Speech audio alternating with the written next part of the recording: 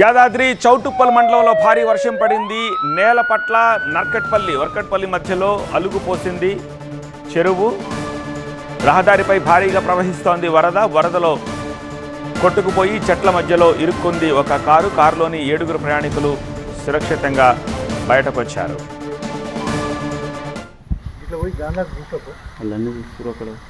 ఆడ చాలా లోతుంది బావా, గిట్టు వచ్చి గిట్టు ఉరికినాం. సైదులు బాబు అటుకెళ్ళి అటు ఉరికిండు. సైదులు బాబు అటు ఉరికి ఆడ పట్టుకోకుంటే సగం బాబు ఎటు కాకుండా మధ్యలో వచ్చింది అది.